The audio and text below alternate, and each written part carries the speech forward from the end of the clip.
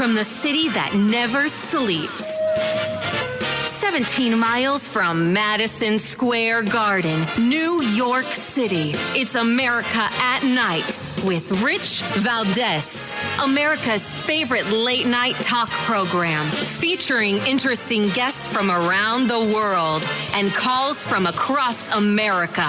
And now, here is your host, Rich Valdez.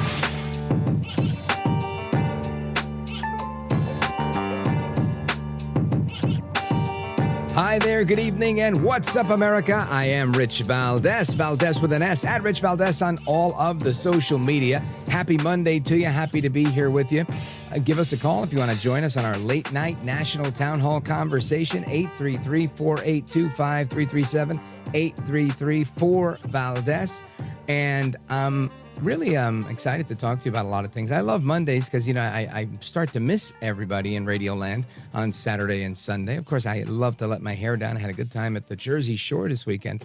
And also I went to church, different church, visited a different church. That was nice too. But I want to talk about some other stuff that went down on the weekend. There was a rally in the South Bronx. Now, you may have heard this today, but you probably haven't heard it from me. Now, I am critical of Jamal Bowman. I haven't come up with a name for him yet, but he's the guy that pulled the fire alarm to, avoid a vote in Congress on Capitol Hill.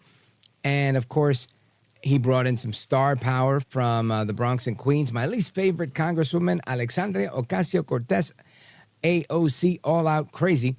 And there's been a lot of talk about these two today. I saw some commentary that AOC was dancing aggressively to Cardi B and that Jamal Bowman had his sleeve rolled up and he was cursing. And I got to tell you, I could care less about either one of those. I didn't mind AOC's dancing, to tell you the truth. I mind her policies. I mind her rhetoric. I mind, her delivery. She was screaming, "Are you ready to fight?" Yeah, it was kind of silly.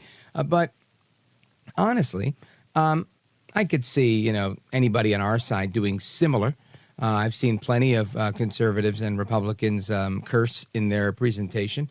And, it's not every day, but it happens. And people typically love it. It's huge applause, thunderous applause when somebody, curses. Now, it's not always the F-bomb. I understand. But again, it's free speech, right? And what kind of conservative would I be if I didn't let these people have their free speech? These are people from the Bronx. Let them do what they got to do. Sometimes people from New York in general are rough around the edges. Not the least of which is my man, El Trompito Donaldus Magnus, the 45th president of these United States. We all know he's famous for saying a lot of things that are rough around the edges that they take him to task for.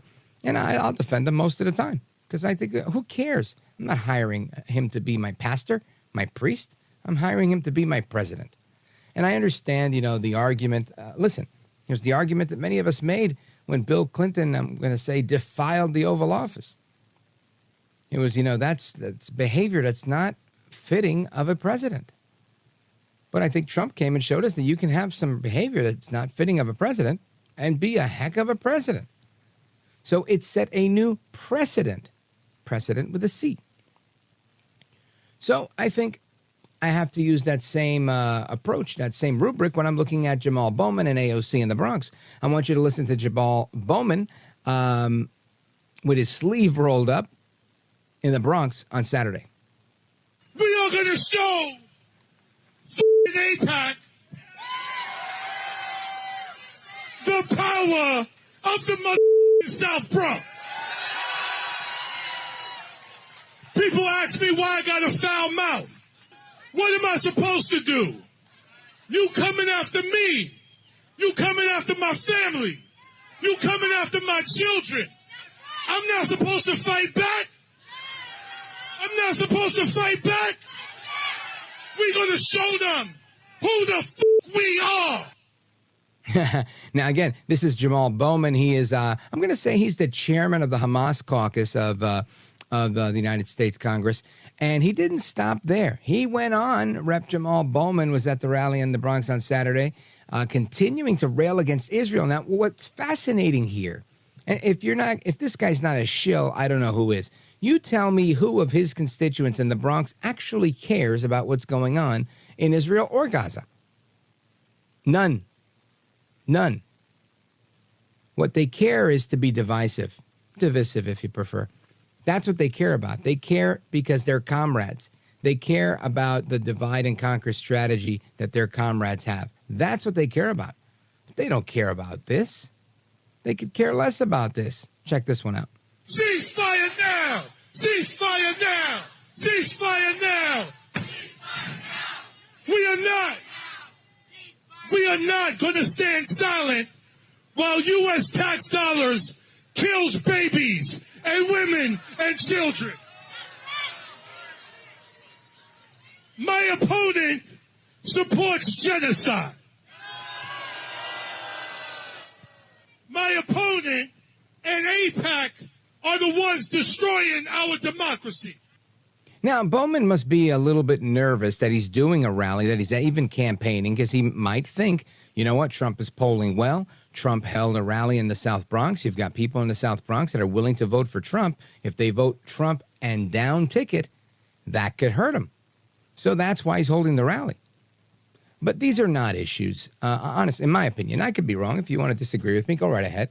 But I don't believe that anybody cares about a ceasefire there. Now, I do believe there are activists that come out of the South Bronx. There are people there that if you push these issues enough, they will say, absolutely, we hate imperialist Americans. We hate imperialist Jews. We hate the colonizers. Why? Because there's a bunch of Puerto Ricans in the South Bronx. And the Puerto Ricans have been under the same attack as the Cuban people, with the same rhetoric of going against the capitalist pigs, the imperialist colonizers, right? That's Che Guevara and Fidel Castro's rhetoric. And that's what they do. And they've been doing it forever and a day. So it works for them to galvanize the radicals. But not everybody's a radical. So I think this is an issue that, isn't really one that people care about. But they're there because they just hate Republicans. They're there because, why? Why bother? And he's there because some people don't hate Trump. And that's the only reason he's there. Now, of course, he's not to be left out. Representative Alexandria Ocasio-Cortez, AOC, all out crazy, was in the Bronx on Saturday with Bowman. At one point, Bowman, by the way, we don't have the audio, but at one point, Bowman starts his own chant, Bowman, Bowman. It was pretty funny. It's nice when it's organic. It's not as nice when you start it yourself, if it's about you. Anyway, she comes in screaming, let's go Bronx. Listen to this. Let's go Bronx! Put on neck, can't breathe. Are we ready? Are we ready? I can't hear you. The Bronx, let's go! They was just in my DMs. They no trust. Are you ready to fight? To call up diamond. No, are you ready to take this borough back? I'm like, what? Are you ready to win our state back? Enough is enough. Are you ready to win this country back? And are you ready to fight for peace on earth? A ceasefire in Gaza? So again, she's talking about Gaza. Apparently somebody did some polling and said, you know what, you got to keep talking about Gaza. And again, if you use the Gaza propaganda the right way, then, you're showing just one side who's losing children, not both sides that have lost children, right? You're showing just the children that have been injured in Gaza. And sadly, I'm not saying that their lives don't matter. Of course they matter. And that's what so much of this propaganda on the internet is just showing how women, children, civilians, and again, at the hands of Hamas. Hamas engineers these things. They cover themselves, cloak themselves, shield themselves, and protect themselves with the lives of innocents. And then they go ahead and make these videos when the Israelis come in and say, oh my gosh, look at them, they're killing us. It's a genocide. It's a war crime. All of it is disgusting. But I'll tell you this. I have no issue with AOC and her funny dancing. She was a cheerleader, and she did her job. The crowd was lit up. That was her goal. What we've got to do is, instead of criticizing them, I think we've got to beat them. We've got to be better than them. We've got to have a bigger crowd, like El Trompito did. I love to criticize AOC and Fire Alarm Bowman. But guess what? Here, I think they showed up. Here, they did their thing with their people. We've got to do better. Anyway, there's more to come straight ahead. CNN pulls the plug on Caroline Leavitt, Trump's spokeswoman. Don't go anywhere. I'm Rich Valdez. This is America at Night with Rich Valdez.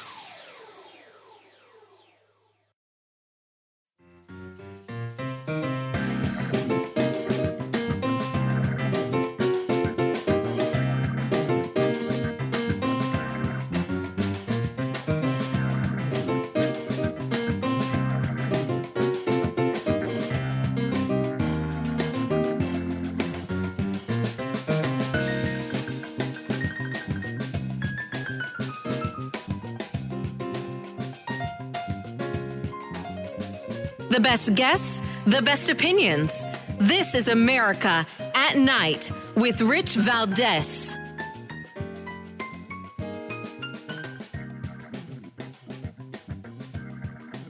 It does seem as though many Republicans have set the bar very low in terms of arguing that Joe Biden is basically senile. Now you have people like Doug Burgum coming out and saying, well, President Biden's very accomplished, trying to set expectations in a different place. What do you expect from Joe Biden? Well, first of all, it takes someone 5 minutes to Google Jake Tapper, Donald Trump, to see that Jake Tapper has consistently frequently likened President Trump to Adolf Hitler. Ma'am, I'm going to stop this interview if you continue to attack my colleagues. I would like to talk about Joe Biden and Donald Trump, who you work for. Yes. If you are here to speak on his behalf, I am willing to have this conversation. I am stating facts that your colleagues have stated in the past. Okay. Now, I'm sorry, guys. We're going to come back out to the panel. Caroline, thank you very much for your time. You are welcome to come back at any point. She is welcome to come back and speak about Donald Trump, and Donald Trump will have equal time to Joe Biden when they both join us now at later this week in Atlanta for this debate. Our thanks to Caroline. That's Casey Hunt from CNN. And, man, she could not handle a couple of difficult comments from Caroline Leavitt from the Trump campaign. And it's classic, right? It's classic lefties who don't want to get into something and treating people like children, censoring them. That's exactly what they do. I want to get into this with the host of No Spin News on BillO'Reilly.com. He's also the author of the forthcoming book, Confronting the Presidents, No Spin Assessments from Washington to Biden. Bill O'Reilly, welcome back, sir.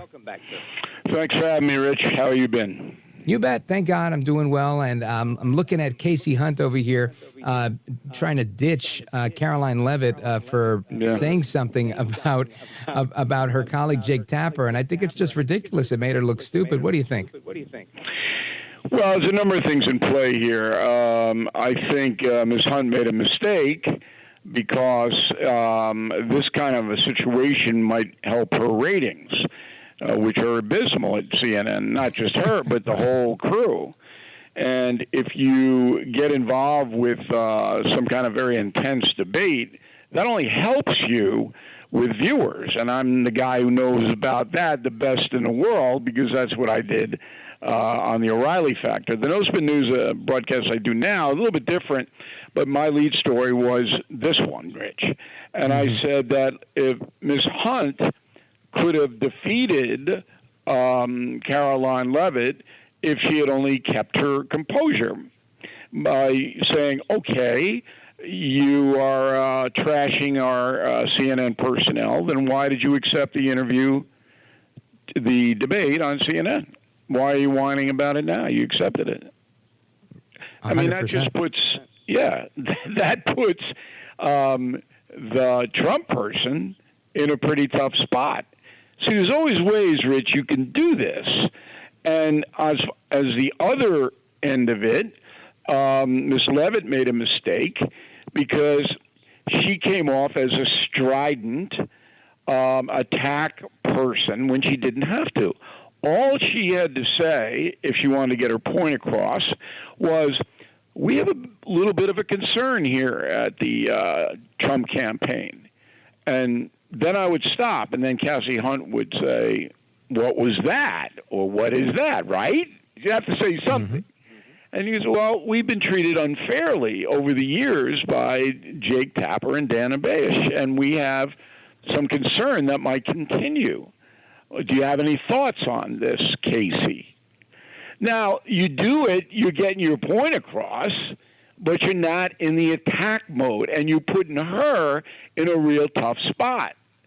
And then she says, oh, no, Tapper and Bash don't attack. And then you've got 5 quotes.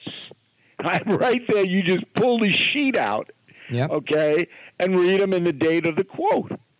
And you win. So my point to my audience, Rich, tonight was this. Standards of television news have collapsed across the board. Every agency. They don't understand, number one, how to interview. There's no Mike Wallaces around anymore. And number two, it's all about partisan garbage. You can win your debate by being smart. And I don't think either of these ladies were particularly smart this morning when that happened. You know, Bill O'Reilly, this is outstanding analysis. It really is. Because that was the first thing I thought. You know, I thought to myself, you know how hard it is to get a lefty to come on with me? Not easy at all. And I'm thinking, if I got one, the last thing I'm going to do is try and piss them off to the point where they're going to leave, right? I'm going to try and keep them and make this, you know, I'm taking it to commercial. If we can come back after the break, I'm trying to do that. And I couldn't believe that she was just dismissing her out of hand like that. To me, I'm thinking, why isn't somebody in her ear saying, no, don't do that? You know, is TV that different from radio? You have experience and skills in interviewing, or you wouldn't be on your program. Okay? So you know how to interview without attacking. You don't have to attack. Mm-hmm. You got a point that you want to get across. You ask the question in a way that's very vivid to the audience, but not in a belligerent way. Now, I got a rep of being belligerent because a few times, like Barney Frank, that's the most famous. Just Google Bill O'Reilly, Barney Frank, and you'll see an interview you'll never forget. But I had to do that because the man was just lying. I mean, and then we proved it with videotape, and he still lied. I mean, it was ridiculous. But I didn't boot him off. Right. I didn't say, okay, Congressman, you're done. It was classic television. And that's what, you know, people will remember. You don't just say, you're trashing my colleagues and you got to go home.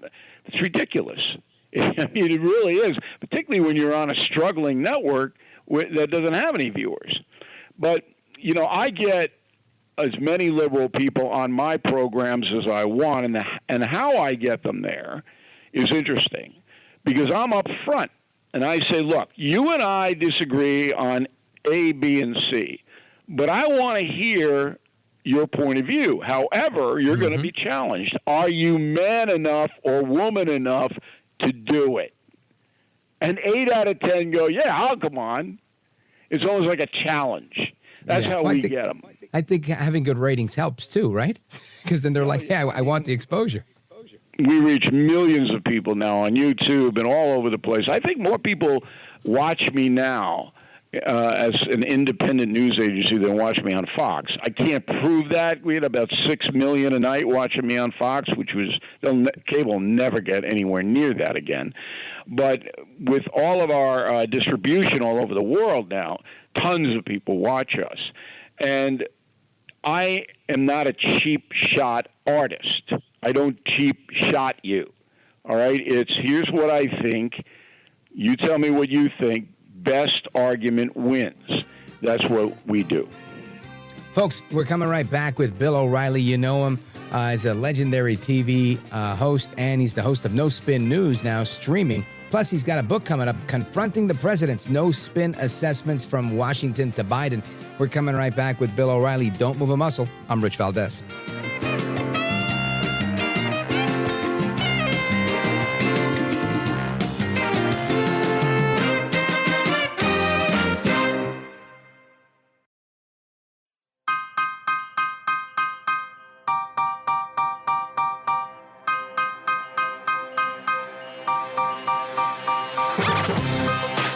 By the way, your ratings are up. Congratulations. I had somebody. It's always nice to check. I like to see, even if they're friends, I like to see how are they doing. Are people listening, right? That's but right. You're doing great. America at Night with Rich Valdez. All right, amigos, welcome back, familia. Rich Valdez, your liberty-loving Latino amigo, keeping you company till 1 a.m. And our guest is Bill O'Reilly. Bill O'Reilly, Donald Trump was in Philly this Saturday, and he had the following to say. Check this out. Tonight, we'll refer to him as Sleepy Joe, because right now,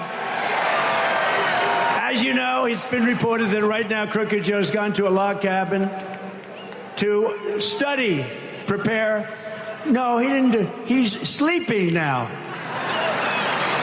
because they want to get him good and strong, so a little before debate time, he gets a shot in the ass, and that's... They want to strengthen him up. So he comes out. He'll come out. I say he'll come out all jacked up, right? All jacked up. No. Will anybody be watching the debate on Thursday night? I'm shocked. No, I'm shocked. But they've taken so much fun out of it. There's no audience. They actually wanted us to sit down. I said, look, I really want to do this thing. You know, what happened is they gave me something that couldn't be accepted. They gave me an offer I couldn't accept, and I said, I'll do it. That, of course, is the voice of El Trompito Donaldus Magnus, the 45th president of these United States, El Trompito. And El Presidente said this. He said that he's headed to the debate and he took a deal that he shouldn't have taken because he really wanted to, get at Joe Biden. Now, Joe El Baboso Biden, he's in hiding. He's in Camp David. He's preparing. Bill O'Reilly, author of the forthcoming book, Confronting the Presidents, No Spin Assessments from Washington to Biden. What are your thoughts on Trump's commentary that, A, he is going to, he believes that Biden is going to have some sort of shot, some sort of medication, and B, earlier today on Truth Social saying he's willing to take a drug test as long as Biden will? Well, it's a gimmick, and I understand because obviously in the State of the Union address, Joe Biden was very, let's say, energetic. And he's usually not. So, of course, you're going to get people saying he's jacked up, and nobody's ever going to know. No, there's not going to be a drug test. If I were president of the United States, I wouldn't do a drug test. I mean, it's beneath the office. But if Biden's demeanor is different than usual, if he is jacked up again, then you're going to absolutely have at least half the country think that he was on some kind of enhancer. And they might be right, but no one will ever know. So it's really a diversion. My advice, I try to cover the campaign in a fair way, even though I am on record as saying, and it's written in Confronting the Presidents, it'll be out September 10th, by the way, that Joe Biden is the second worst president ever. Next to Jimmy James Carter the Buchanan. first? Oh, Buchanan. James Buchanan. When you have 700,000 dead Americans because 3 presidents wouldn't confront the South before Abraham Lincoln, and Buchanan by far the worst. He was the president before Lincoln, directly before. You're not going to ever beat that record. But Biden's record is so abysmal, so terrible, that he's second, in my opinion. And I'm the author of the book. So there you go. But I'm not covering the campaign in that way. All right? So I searched around for advice to give Trump and Biden on how to handle the debate. I came up with something for Trump, but I did not come up for anything with Biden, and let me explain. Okay. If I'm Trump and I'm on the stage, before I answer any question starting about 15 minutes into the debate, about 9:15, I assume Jake Tapper and Dana Bash of CNN are not going to challenge Joe Biden. I'm assuming that, and I believe that'll be the case. They'll ask the initial tough question, what about the border, what about inflation? But then Biden will say whatever he's rehearsed to say, and they won't follow. Trump should say, whenever they direct a question to him, I'll answer that question in a moment, but why don't you ask President Biden this? Bing! And have Trump ask the question through the moderators. Number one, that emasculates the moderators. Yeah. Because it brings to the fore they're not asking the tough questions. And number two, it throws the whole thing into chaos. And after Trump poses the question, then he answers whatever he has been asked. Now, for Biden, I'm trying to think of what Biden could do other than call Trump a convicted felon, which he will at least 10 times. Sure. And I don't really know what he could do because if you stack the records up, 4 years Trump, 3.5 Biden, there's just no comparison. And I'm sorry, if people don't want to believe it, don't believe it. But that's the truth. Whether you're looking at the economy, the border, overseas, Putin, Middle East, whatever it is, there's no comparison. And so I don't know what if I would advise Biden to say. Now, he's got memorized answers, and the question is he going to be able to remember the memorized answers? And I don't know the answer to that. Yeah, well, one can only hope Donna Brazil's not involved and that he doesn't have the questions ahead of time. But he did win. Somebody, just one side, I know we're up against the clock, but if CNN were to pull anything like that, Donna Brazil did it on her own. She didn't do it sanctioned by CNN. But if CNN were to give Biden the questions in advance or any, they could be charged criminally under the same statute that Trump got convicted on in New York, interfering with a federal election. Yikes. So I'd love to see if that. CNN does anything, they can be charged criminally. That's crazy. Right. The Justice Department and Biden wouldn't do it, but if Trump is elected, those guys will be on trial, on a federal trial. That's why it's not going to happen. What I was going to say was I know that the Biden team won the coin flip, so he got to pick the podium. Hopefully he doesn't get any questions. I know they've agreed to this, we'll mute your mic, and I guess they have to equally mute both mics. I don't know if they're going to be as quick to mute the mic, and if they're going to do like they did, with Caroline Leavitt, when they don't like something, if they're going to be, going into censorship mode. But what do you think about the debate rules? They got 2 minutes each to answer whatever direct question there is, and then there's a follow-up for 30 seconds. So, but they're not going to answer the question. You see, it's not like you asking me a question, Rich, and then I'll answer your question. It's you ask Biden a question, and he can answer whatever he wants to answer. And Trump will do the same thing. Of course. I mean, that's the game, because the moderators can't go, then on the horn, that goes, you're not answering the question. And there's no fact check. There's no fact check. Thank God. At all in the whole debate.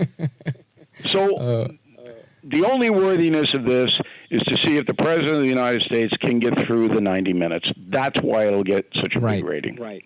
Yeah, well, and I think people are looking forward to seeing, my prediction is that Biden's got one or two zingers up his sleeve that, CNN and MSNBC will play on loop the following day, and that Trump will probably take it home because, stamina and ability and record and all of that.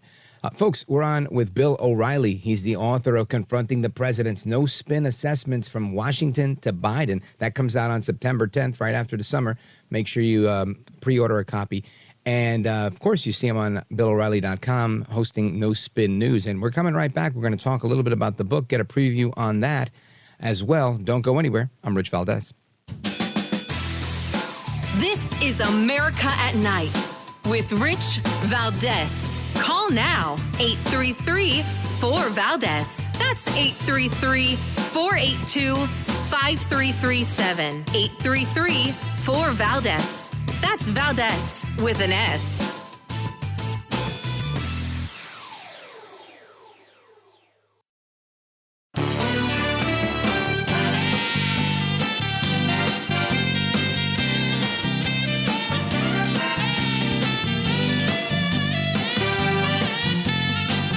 Mr. Call Screener, who is a budding radio star, by the way.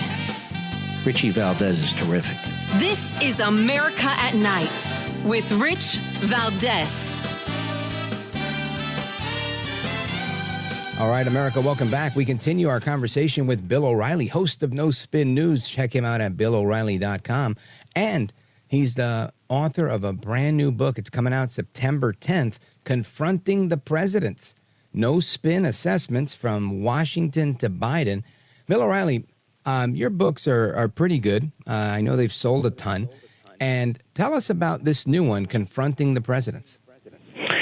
Well, it looks at every president, all 45 men. And it's a very simple concept because, Rich, as you know, I'm a simple man. That's your theme song. Did the president overall help or hurt the country? There's no rankings, anything like that, although I do throw in things like James Buchanan is the worst president ever, and here's why. So it's an evaluation of each man individually, whether he helped or hurt the country.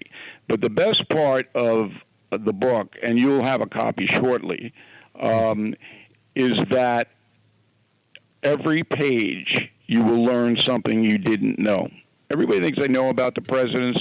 You don't know.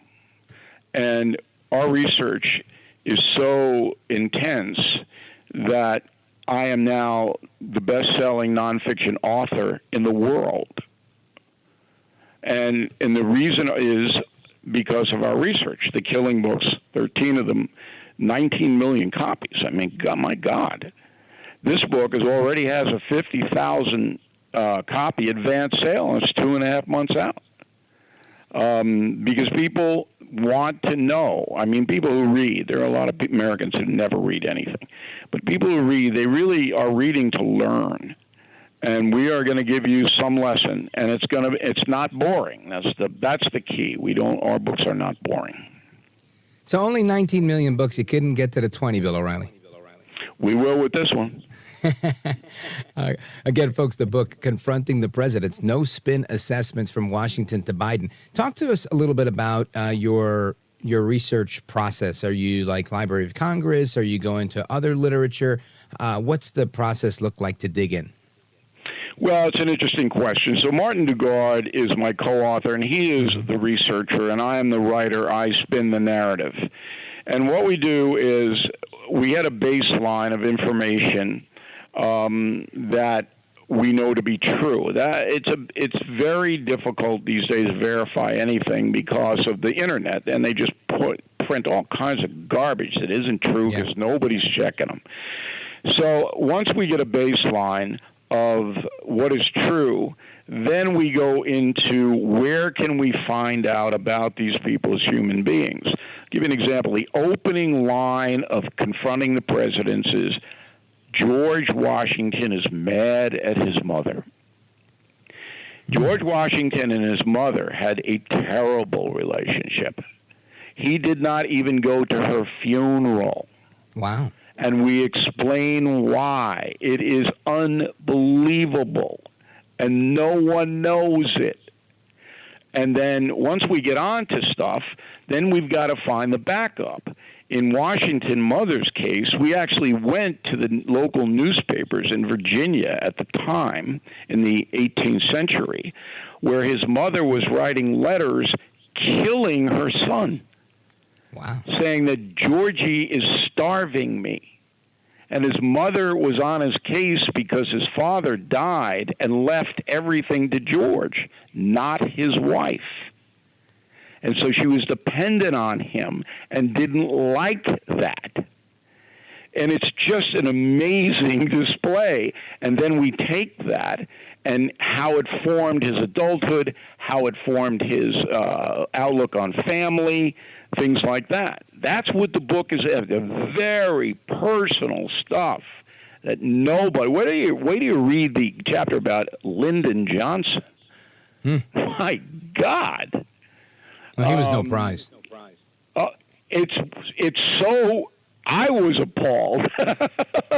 And they're talking about Trump and Bill Clinton and LBJ. Like, whoa. Man, I can't wait to hear what you say about Biden. Well, in Biden's case, it's unformulated because he's still in office.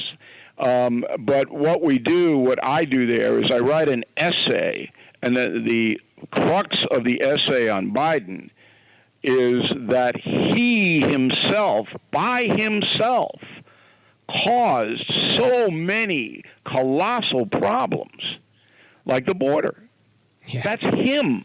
He's an expert. Just him. It's not Congress. It's not, the swamp. It's him. And I don't think people understand that. He brought these problems on by attacking the fossil fuel industry. That ignited inflation. And, we explain, whereas Jimmy Carter was hapless. He was not experienced enough for the job. He picked terrible people around him. But Biden, he created the problems. And that's why he descends into the lowest ranks. Outstanding conversation, Bill O'Reilly. I can't wait to take a look at the book. And folks, make sure you pre-order a copy or two. Confronting the Presidents, No Spin Assessments from Washington to Biden. The release date is September 10th. September 10th, new book from Bill O'Reilly. Bill O'Reilly, I want to thank you. I'm presuming the best place for everybody to find all the information is BillO'Reilly.com. Is that correct? Yeah, that's it. That's where we live. And after the book comes out, I hope we can chat again, Rich. Thanks for having me, and I really appreciate it. My pleasure. Thank you, sir. Godspeed to you. Folks, we're coming right back. We continue the conversation. Your calls and more coming up. Don't go anywhere. This is America at Night with Rich Valdez. Call now, 833-4-VALDEZ. That's 833-482-5337. 833-4-VALDEZ. That's Valdez with an S.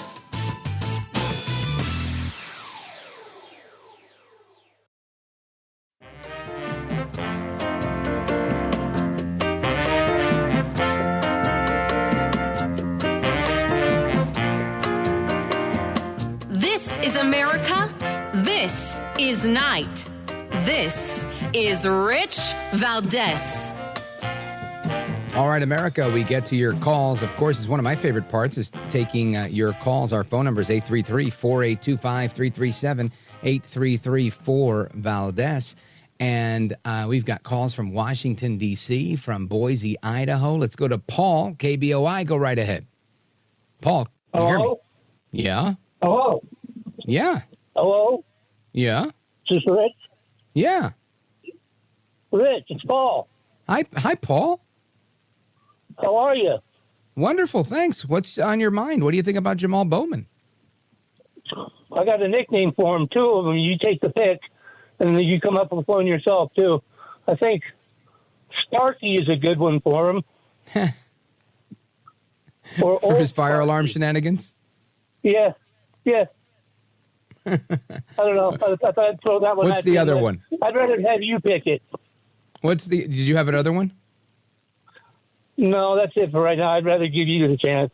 Yeah. Well, it's funny. I'm still trying to come up with one. Some people, they don't just jump off the page for me, you know? And he really is something because he's like mean on one side, but he's kind of funny on the other side. I don't know exactly what to do. But let me ask you, what do you think happens with this debate on Thursday between Trump and Biden? How do you think it goes down?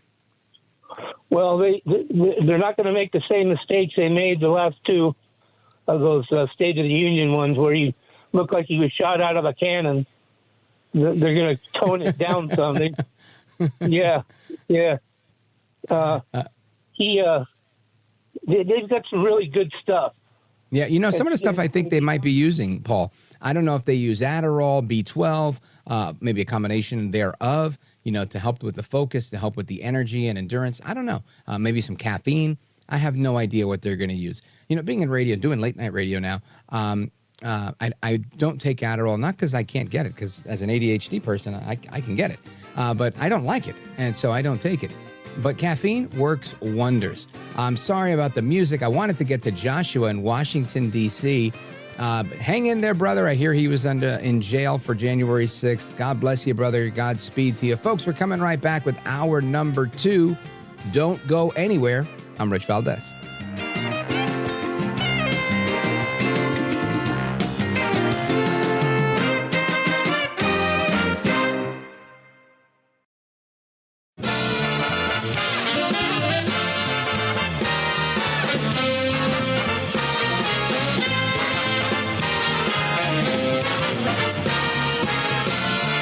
Live from the city that never sleeps.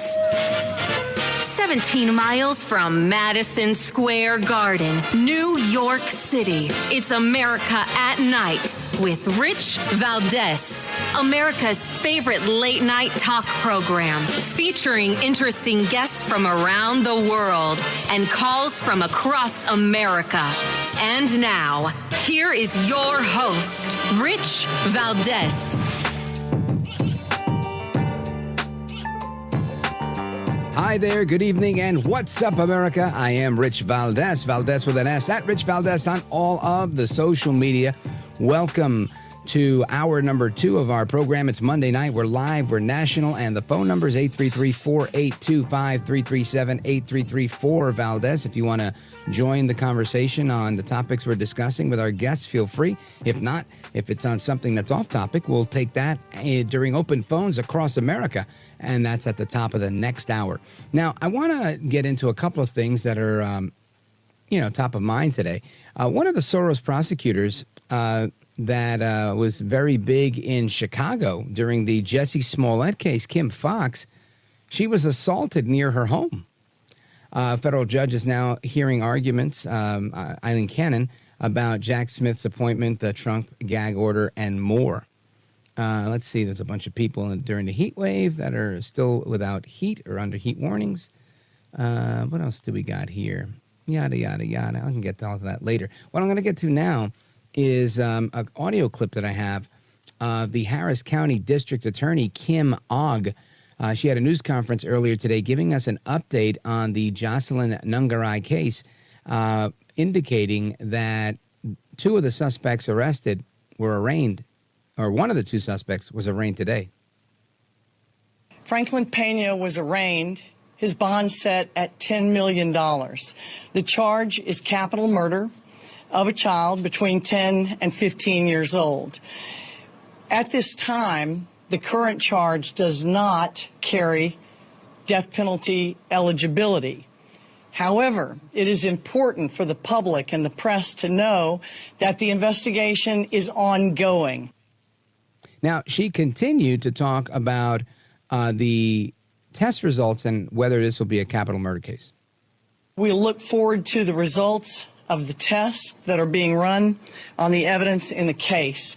And should those tests produce evidence that would support a charge of sexual assault, or should other evidence be brought forward that supports a charge of kidnapping, both underlying offenses would make this capital murder and these individuals death penalty eligible.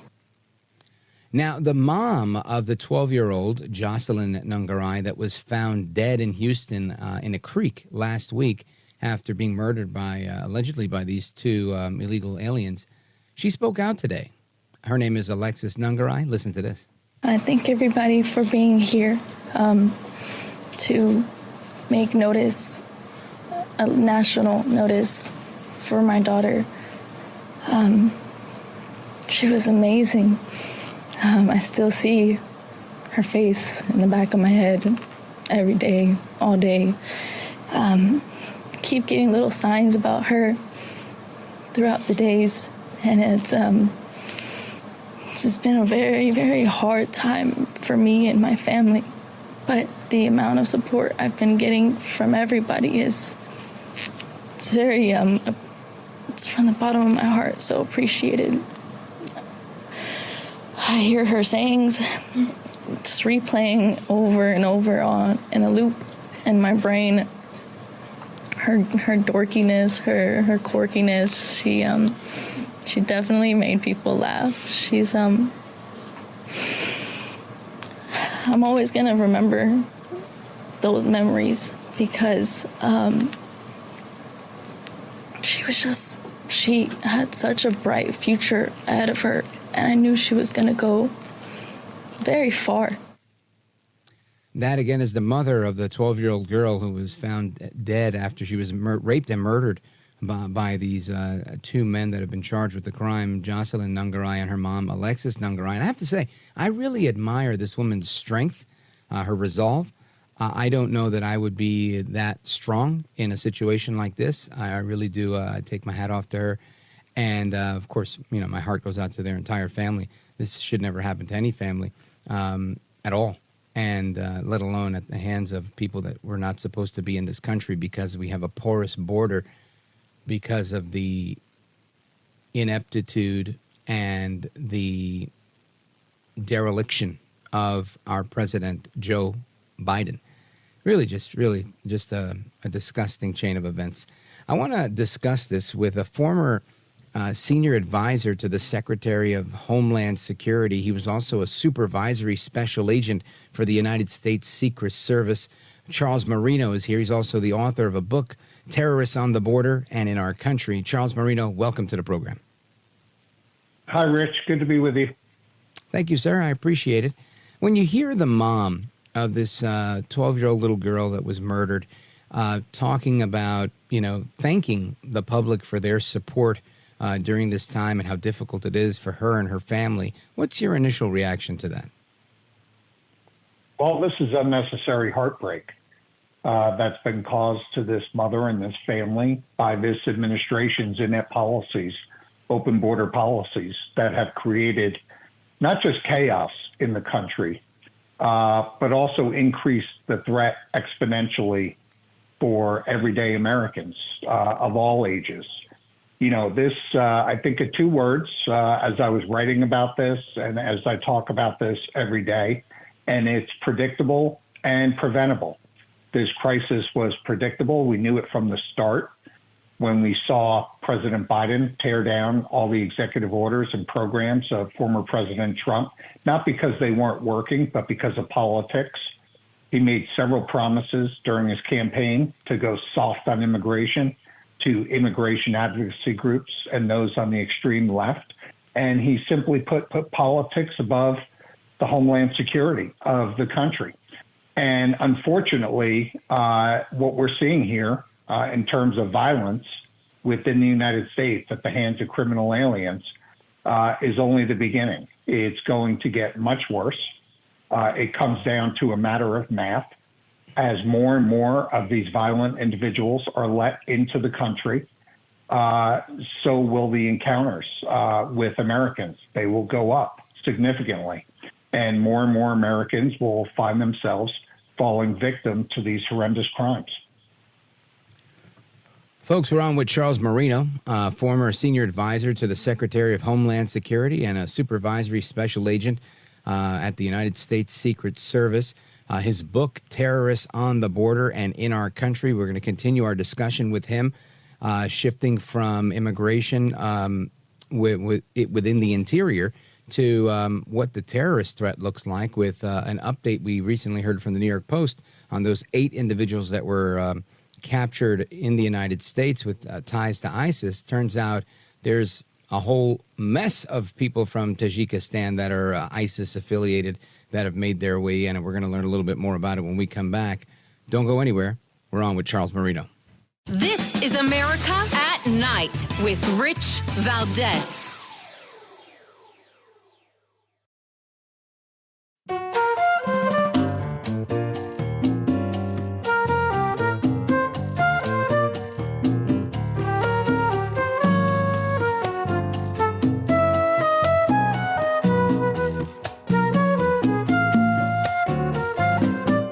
Congratulations on just an amazing show. I know you've worked so hard in the industry and nobody deserves it more than you do. So I'm happy to see you really succeeding here. It's awesome. America at Night with Rich Valdez. The number of migrants crossing the border from Tajikistan, an ISIS recruitment hotbed, has exploded under the Biden administration. There have been roughly 1,500 migrant crossings from Tajikistan under the Biden administration, and just the year before that. Over the previous 14 years, there were just 26 Tajiks to cross the border. Now, this information comes to us after we reported on the 8 individuals from Tajikistan that were nabbed within the country after crossing the border. They are said to be tied to ISIS and were arrested as part of a joint operation between the FBI and ICE. Those arrests took place in Los Angeles, Philadelphia, and New York. Now, the reason Tajikistan is of particular concern for terrorist threats is because ISIS and its affiliate ISIS Khorasan have been recruiting there and also have been recruiting Tajiks living outside of Tajikistan. That is Jenny Tare from the New York Post giving this update on what's going on at the border, in particular with folks from Tajikistan. Our guest is going to weigh in on that and everything else. He's also Charles Marino. He's the author of the book, Terrorists on the Border and in Our Country, former senior advisor to the Secretary of Homeland Security and supervisory special agent at the United States Secret Service. Charles Marino, what in your assessment is going on at the border regarding terrorists with respect to what you just heard? Well, we're being infiltrated by not only criminals, but by terrorists as well. Look, our border is wide open as our country faces more threats from more places than any time in our history. We're encountering 180 different countries. Many of these are special interest locations. We have limited capabilities when it comes to vetting close to these 15 million migrants that have come across the border. The vetting is only as good as the systems we're vetting against. And many of these countries, like Tajikistan, just don't maintain systems for us to vet against. So that means if these individuals haven't come to the attention of U.S. authorities, then they are a ghost, as was the case with these 8 suspected terrorists. There's no information that comes back, whether it's negative or positive. Yet we're still letting these people into the country. And we've seen numerous other examples, including those that have been on the terrorist watch list that have also been let in to the country. We had 2 Jordanian nationals that attempted to breach security at Quantico Marine Corps Base. One of those individuals was on the terrorist watch list. And we've had others that have been allowed to roam the country for several years undetected for a long period of time. And of course, where are they going to hunker down and hide out? Sanctuary cities, as did these 8. New York, Los Angeles, Philadelphia. These are cities that protect criminals and terrorists and shield them from being deported by ICE, whether or not they're in the country illegally and committing additional crimes. You know, and Charles Marino, we see this time and again, and I think you're 100% right. But I'm looking at headline after headline. I'm looking at this one here. Just a few days ago, June 21st, Rachel Morin's accused killer appears in court, denied bail. He was originally arrested at a bar in Oklahoma, but released. We saw the same thing with the, 5 men that were arrested and charged for kidnapping a 14-year-old girl. And her dad saw the whole thing and called it in, and they eventually got the girl back because she was still being trafficked when they found her. I mean, I feel like if I hear one story, it's one too many, because we already have to deal with crime. It's my opinion, right? There's crime that already exists. We shouldn't have to deal with additional crime of our own making, of Joe Biden's making, where we open up the borders and allow people from Venezuelan prisons or anywhere else where they're letting people out and sending them to the United States. Other than bringing Trump back, which seems to me, I think, the only answer, what do you think can be done to stem the tide of this? Well, we definitely need a change of administration, because this administration has proven their political goals from the start, and that is to process as many illegals into the country, ultimately grant amnesty, as they just did with 500,000, and change the demographics of the country leading to the vote. This is to retain power for the Democrat Party, simply put. But what I can tell you is former President Trump has proven that he can handle this. His executive orders were working to record lows in illegal immigration, remain in Mexico. We need an administration, a leader that's going to put pressure on our allies internationally along the path of migration to say, look, you're either going to be a part of the solution or you're not. And if you're not, we're going to hold you accountable. Mexico is currently our #1 trading partner. If they don't want to help us solve this problem, then they don't need to remain our #1 trading partner. We need to defund sanctuary cities, no more federal tax dollars, and we need to start deportations immediately. We need to stand up secure communities, which was in place under both the Trump administration and Obama administrations, which deputized state and local law enforcement officers to immediately hand over criminals in the country illegally to ICE for deportation, no matter the crimes. And then also we need to start deporting national security threats, those that fail to show up in accordance with their notices to appear, those that are overstaying their visas, and those that are protesting on college campuses and swearing allegiance to organizations like Hamas. The immigration laws of this country are very strong. They just need somebody to enforce them. And this administration, as I point out in the book, is unprecedented because they have completely abandoned their federal responsibilities to protect this country by securing the border and enforcing the immigration laws. I think that's spot on. And I wish, your answer would have been something like, well, I think Joe Biden's going to have a change of heart. And I guess that's wishful thinking on my behalf, or I should say just being silly. But I wish it would. Even this latest policy of his from 3 weeks ago, I think it's 3 weeks ago tomorrow, where he says, we're shutting down the border for 500 people or 5,000. The whole thing is a gimmick. I don't think anything's changed. In fact, it's probably gotten worse. That executive order was a wink and a nod to the left. He's in trouble politically. He said, look, I've got to put forth this executive order, but don't worry, I'll build so many exemptions around it you can drive a truck through it. And that's exactly what he did. And then he shifted a couple of weeks later and granted amnesty to 500,000. I could tell you, as the clock is ticking, there's going to be more amnesty coming along. His policies have empowered the cartels like no time in history. This is not only a national security disaster, but also a humanitarian crisis. We have over 500,000 unaccompanied minors coming into the United States. Currently, close to 100,000 are unknown where they are right now, presently within the United States. The administration did away with things like DNA testing to make sure these kids were actually, in fact, being placed with relatives. He has destroyed the entire system. And for Democrats to still hang on the false narrative that we cannot secure the border without immigration reform is a complete and utter lie to the American people. And I think the American people are not buying what this administration is selling anymore, which is why 3/4 of the country support mass deportation. Yeah, I agree with that.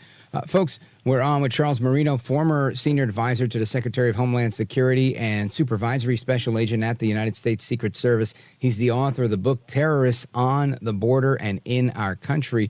And Charles Marino, I want you to let everybody know how they keep up to speed with you and how they get a copy of the book. Yeah, sure. CharlesMarino.com. I'm on X, Charles_Marino. And the book is available on Amazon. It's a new release bestseller, and it's also available at major bookstores. I recommend everybody read this book prior to going to the voting booths. Charles Marino, I want to thank you for joining us. I appreciate it. Good luck with the book. And folks, we continue with our conversation straight ahead. We're going to talk about artificial intelligence and how that coincides with your intellectual property. There's a lot of trademark and copyright lawsuits going on, and we're going to learn a little bit about that. I also want to remind you that Open Phone America is coming up. The phone number for that is 833-482-5337. That's where you get to weigh in. You get to chime in with your opinions on whatever topics you'd like to discuss, and I can't wait for that. That's always my favorite part of the program, honestly, and not that I don't enjoy the interviews. I do, but I just love speaking with the American people and hearing what's on your mind. And there's nothing more exhilarating than, I guess, being on live radio. You can't even get this on TV, even live TV, where somebody can call you from Alaska, from Hawaii, from Oregon, from California, New York City, Chicago, you name it, all of these different areas that we're on, and really chime in and add to the national discourse. So I love that. Folks, don't go anywhere. It's me, Rich Valdez, coming right back.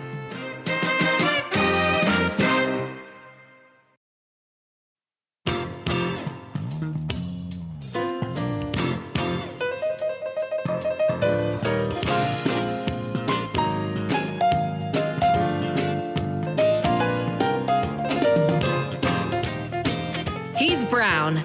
He's bald, and he's breaking it down. It's America at Night with Rich Valdez. Hollywood megastar Scarlett Johansson is taking on one of the biggest names in tech, OpenAI co-founder Sam Altman. Hey, how's it going?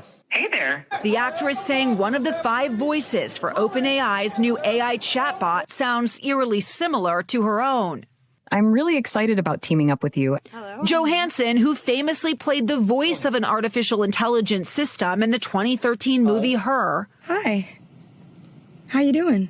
Saying in a statement that Altman had reached out twice wanting to hire her for the OpenAI project, an offer she declined. But she says when she heard the demo for the voice named Sky, she was shocked, angered, and in disbelief over the resemblance to her own. In response, Altman says the company has paused the use of Sky's voice, but denies copying Johansson's, saying in part the voice was never intended to resemble hers. But Johansson points to a recent post by Altman on X where he simply wrote Her, referencing the movie he's spoken about publicly. I think Her got something deeply right on the interface. The controversy highlighting concerns over online fakes and the growing copyright concerns posed by artificial intelligence. So that's a report, and it's based on a story that I just read in Variety. This is Scarlett Johansson, and she's up in arms, and I'm going to say rightfully so, right? Whether you like Scarlett Johansson or not, you don't want to get ripped off for your voice, right? Especially if you're a radio guy like me. That I wouldn't like that. Imagine some guy coming on, his name is Ricky, and he sounds like me, and they can make him say whatever he wants. That would be horrible, and I'd be the first one suing somebody. And I want to get to the bottom of this. So we're going to bring in an intellectual property attorney, Kristen Roberts, to explain some of this to us. Kristen Roberts, welcome. Hi, Rich. Thank you so much for having me tonight. I'm excited to chat with you. Thank you. Likewise. And this is an interesting thing because, I mean, part of this was the basis of the Hollywood strike, right? Is that they didn't want AI involved. It's something that some of my colleagues on the music side of radio have dealt with, and not necessarily their likeness or their voice, but more so just some radio stations on the music side now have voice tracking DJs that will introduce songs, and it's like completely automated. And that's the wave of the future for some music radio stations. I doubt that we're close to providing entire talk shows that way, but I'm sure it's something that they're working on, and they're not that far away from either. So it causes concern for me and for others. But what recourse, from your estimation, does Scarlett Johansson have?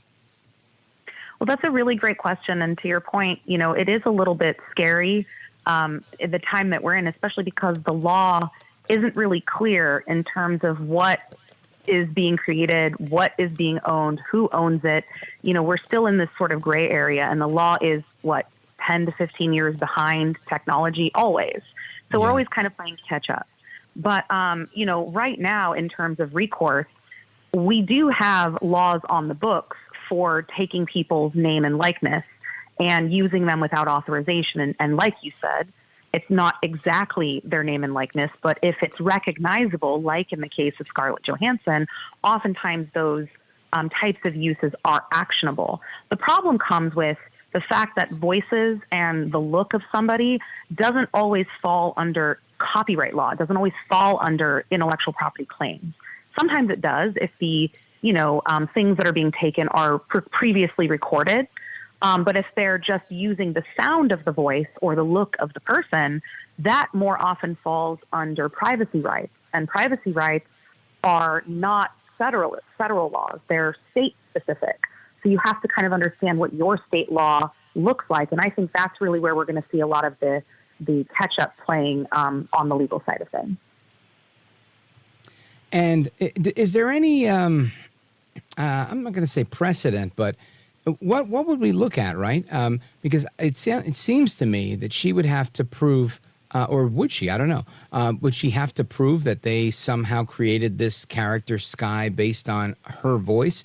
And would a judge care? Like you mentioned, it may or may not have any bearing on it in the world of intellectual property law, I guess, unless you're actively getting ripped off. Because I know if many famous people are made fun of and satirized and things like that, and it comes with the territory, no? It does to some degree, but that also falls under what's considered to be, fair use, right? So oftentimes when you're poking fun or using things strictly for entertainment purposes, there's a place for that. We don't want to, chill speech and chill entertainment purposes or things for entertainment. The problem comes when you start using these things to make money off of the backs of somebody else. Exactly. And so we do have precedent, though.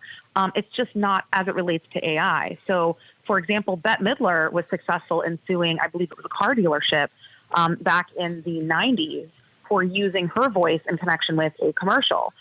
They wanted to use her, and she said, no, thank you. And they went out and got an impersonator. And that impersonator was another human being, but that impersonator sounded just like her. And it was enough to say, hey, look, they're doing this in order to draw and attract consumers to come to this dealership. That's improper. That needs to be stopped. And that the court agreed with her. So I do think judges care. It's just a matter of educating. That's what the lawyers' jobs are, right? The judges don't always know exactly, how the law should be applied. That's what the lawyers do. We tell the judges, hey, judge, this is how we think the law should be applied, and then the judges interpret from there. Outstanding. That's good to know because it's scary if there's really nowhere to go. Folks, we're on with Kristen Roberts. She's an expert on artificial intelligence and an intellectual property attorney. Her website, TrestleLaw.com. And we're going to continue our conversation and take a look at some of the other cases that she's worked on where we can talk about intellectual property, because I think this is a topic we don't get into a lot, but one that we're certainly going to have to become well-versed in as AI begins to grow. I think this is just the beginning of cases like this that we're going to be fielding here on this program and, of course, in the public. So, folks, don't go anywhere. Kristen Roberts comes back momentarily. This is America at Night with Rich Valdez. Call now, 833-4-VALDEZ. That's 833-482-5337. 833-4-VALDEZ. That's Valdez with an S.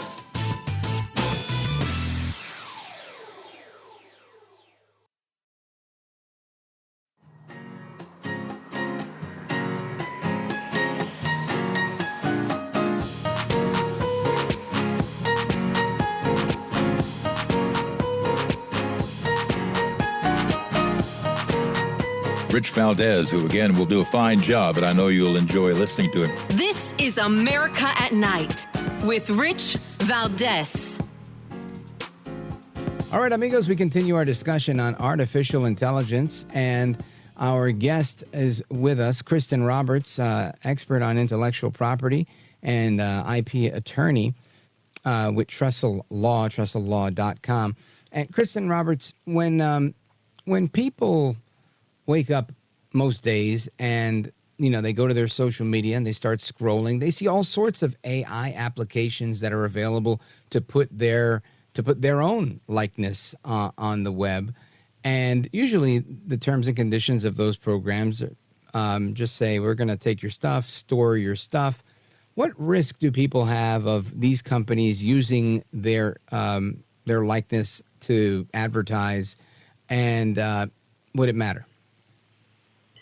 That's a really great question, Rich. You know, it really sort of depends on the concerns that they have, because a lot of people that are using these apps, like you mentioned, are people just everyday scrolling, but they're also people that work for companies. They're also people that are entrepreneurs, and they are using these tools in their businesses every day too. That can also be problematic. So reading the terms and conditions is incredibly important, especially if you're concerned about how those, how your image might be used, or how your content that you are uploading to these platforms may be used. And until the companies are kind of taken to task in terms of what they are putting in those terms and conditions, I think we're going to see a lot of these companies sort of being able to kind of take carte blanche without having to, you know, get permission or request, because you've already granted it in using and signing up for the platform. Yeah, and I only ask that because these are just questions that come up in my head where I'm thinking, you know, I am bound by contract on certain things. And I think to myself, you know, if I'm just being a regular person, not a radio person, but I do something that, you know, somebody takes my likeness thinking that it's okay, you know, what do I do? You know, I've got to send them a cease and desist letter. So I'm just thinking those are things that could happen to people. And these are questions that not that long ago we didn't really have to really consider because life was a little bit simpler.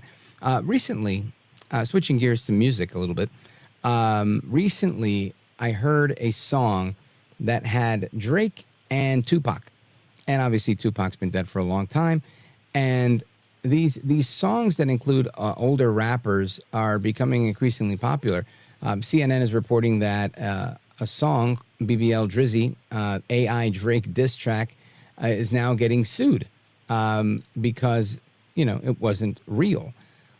What does this AI mean for the music industry? Will people be able to, same thing like Scarlett Johansson, will they be able to do this type of thing if it's an artist like Tupac that I'm not saying he is, I'm asking you, is that like because he's been dead for so long part of the public domain if it's old enough?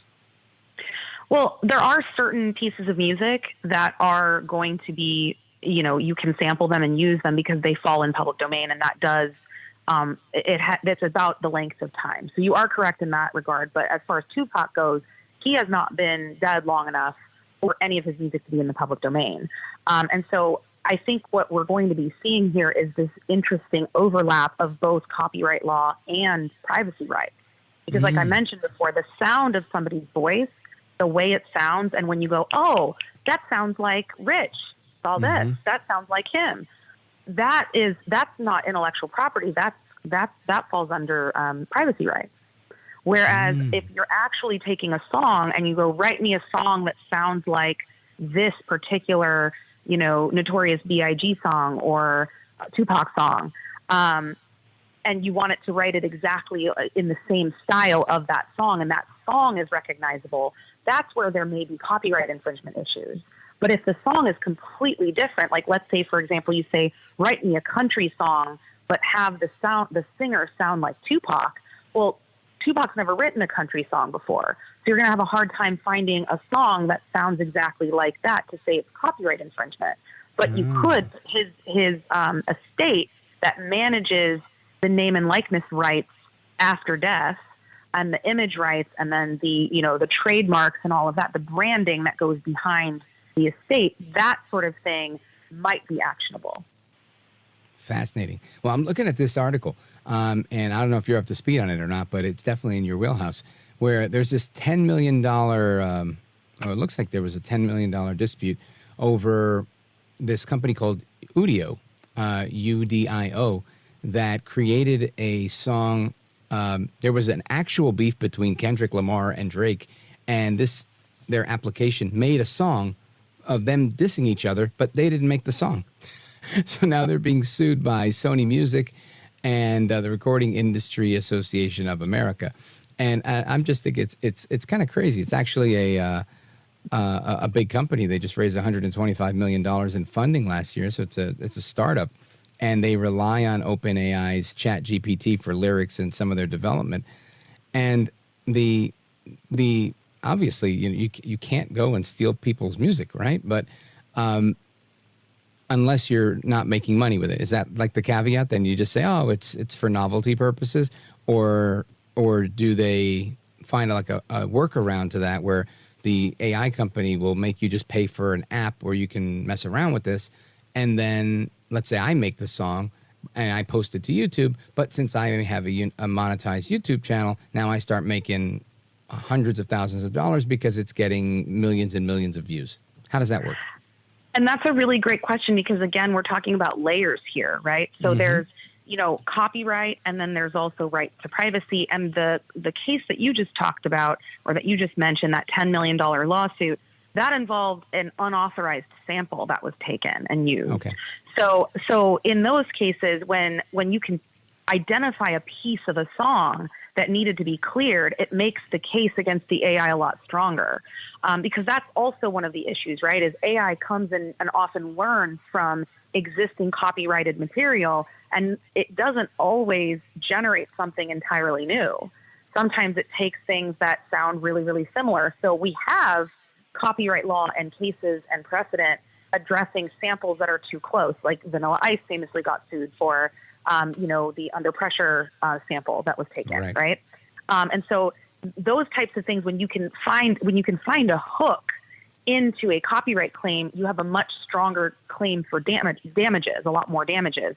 But when it's entirely new and something you've never heard before, but it sounds like somebody else, that's where you're sort of now having to potentially rely on rights of publicity as opposed to straight copyright infringement. And that's where it can get helpful. It can be helpful for these artists to also trademark certain things, to rely on all different layers of intellectual property protection and not just copyright, for example. So trademark where you can, patent where you can, copyright where you can, and that kind of creates a stronger portfolio and gives you different things you can kind of hook into if you need to.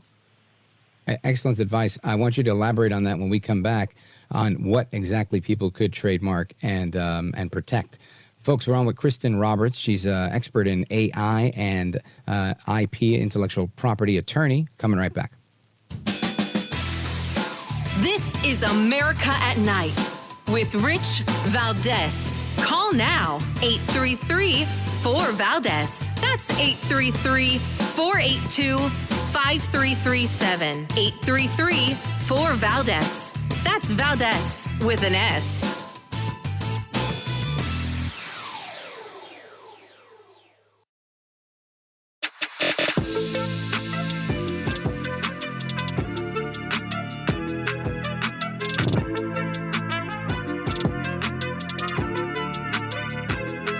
Call now, 833-4-VALDEZ. That's 833-482-5337. 833-4-VALDEZ. That's Valdez with an S.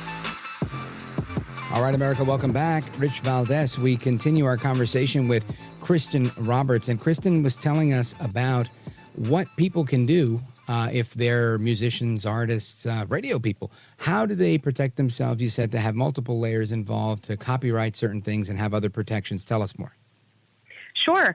So, first off, you want to look at trademarking. Trademarking protects anything that identifies you or your brand, right? Anything that identifies a good or a service that you're offering. So if you're an entertainer, anything that you do that you maybe have a catchphrase, a series of words that you say over and over again, consider protecting those, because then AI can't grab it and then use it in something else. Your voice, your recordings, copyright can't protect your actual voice, but it can protect the way you express your voice in various recordings. So making sure that certain things are registered with the Copyright Office is really going to help you, especially recordings. And then any kind of unique inventions that maybe you've created, any kind of technology or microphone or anything that you use in connection with your, your work, that could potentially be patented. Outstanding. What an eye-opening conversation. Stuff that you never thought you had to know, and now you got to know. Kristen Roberts, again, is an intellectual property attorney, AI expert with Trestle Law. Kristen, let everybody know how they could find you on social media. Yeah, you can find me at TrestleLaw.com or at any of my handles, Trestle Law, TRESTLELAW. Fantastic. I want to thank you for being here. We appreciate it, and we'll have you back soon, because I feel like this is one of those topics that it's like the gift that keeps on giving. It doesn't run out. It really doesn't. Thank you so much for having me, Rich. I appreciate you. My pleasure. Thank you. Folks, we're coming back with your calls and more. It's Open Phone America. And we're going to get into a bunch of stuff, right? We've had a lot of conversation tonight on artificial intelligence. We talked about the border and the severity of it, with terrorists actually pouring through the open border.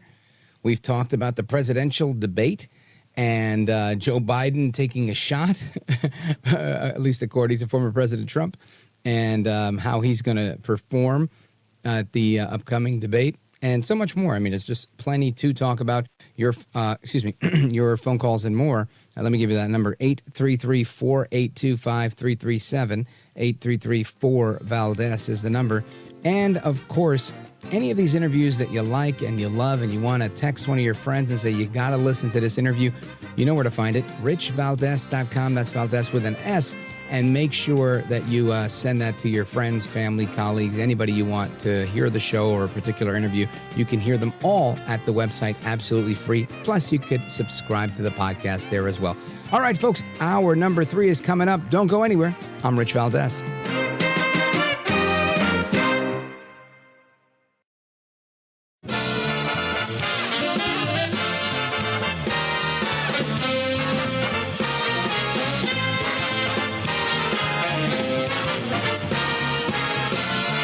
Live from the city that never sleeps. 17 miles from Madison Square Garden, New York City. It's America at Night with Rich Valdez, America's favorite late night talk program, featuring interesting guests from around the world and calls from across America. And now, here is your host, Rich Valdez. Hi there, good evening, and what's up, America? I am Rich Valdez, Valdez with an S, at Rich Valdez on all of the social media. Welcome to hour number 3 of the program. We're live, we're national. It is Monday night, and I'm happy to be here with you guys. The phone number is 833-482-5337, 833-4-VALDEZ. And I want to get into a bunch of things. Again, there's plenty in the news. There's always something to chat about.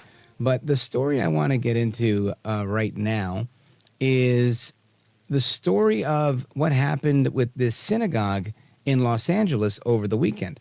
The mayor of Los Angeles, Karen Bass, you may remember her. She was a congresswoman way back when.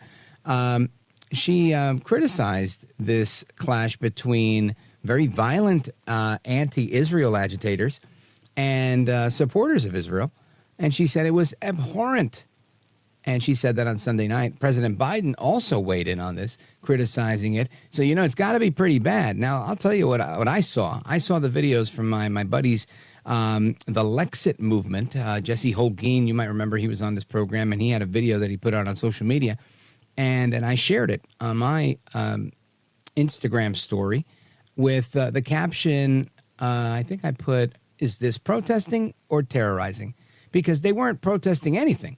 They were beating the crap out of people that were Jewish and stomping on them. I mean, it was horrible, right? And the people doing the stomping had their faces obscured. They were wrapped, and their heads were wrapped in that traditional scarf that they use in Palestine. I think it's called a keffiyeh. And that seems to be the garb that they use, right? 2 years ago, the bad guys were Antifa, anti-fascists, and they looked like ninjas, right? They covered their face. The cowards always cover their faces. That's exactly what they do. Back in the days, they had a little bit more couth, a little bit more courage, a little bit more cojones, if you will, and they would show their faces when they were in Zuccotti Park with Occupy Wall Street, or when Cindy Sheehan was living outside of the White House in a tent on the sidewalk. But now they cover their faces because they're cowards, they're fakes, they're phonies, and they're frauds.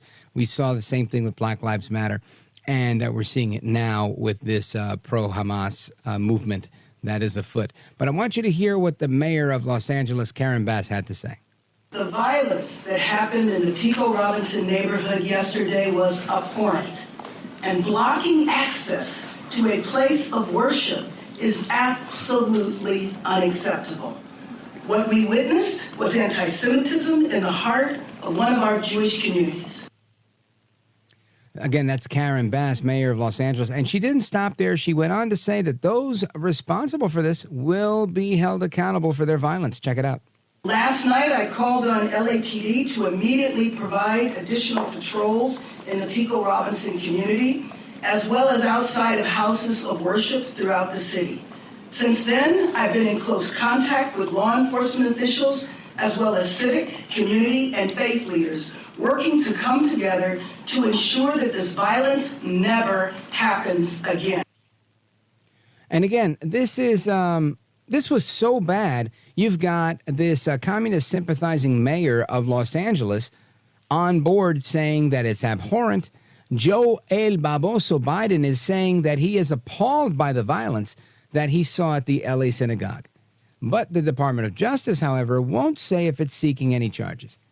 Of course, you've got AOC and Jamal Bowman running around the South Bronx trying to drum up as many more keffiyeh-wearing radicals as they can to get them to hate Jews, to hate AIPAC, to hate anything that does not resemble what the communist sympathizers represent and support. And we see a stark divide here. This is nothing but political. This is not ideology. This is not people who actually care about these issues. This is, I guess, it's not ideology if you have a dog in the fight of Palestine versus the people of Gaza versus the people in Israel. However, I would say it's pure ideology if you are a collectivist that is trying to push the divide and conquer agenda. Then it's perfect for you. So is this part of our national discourse today? I mean, it is here on our program, but is it something that people are talking about, that people dressed like Palestinians, because that is the traditional garb for Palestine, attacked a bunch of Jews in a synagogue violently? I mean, that's legit what happened here. Is anybody going to talk about it? Is anybody going to bring it up? President Biden condemning the threats and the attacks, putting out a tweet saying, "I'm appalled by the scenes outside of the Adas Torah synagogue in Los Angeles.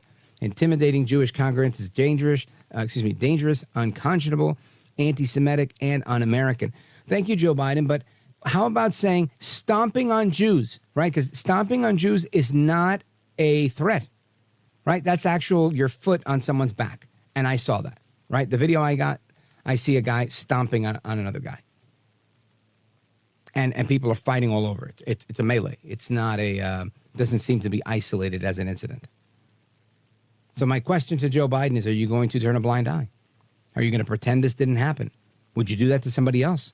Would you do that if this were happening to another community, perhaps a community of color? I think one minority group is just like the next. You got to treat them all the same. When people are coming after a minority group, you got to stand up. This is about right versus wrong. And Joe Biden seems to be on the wrong side of it, like usual.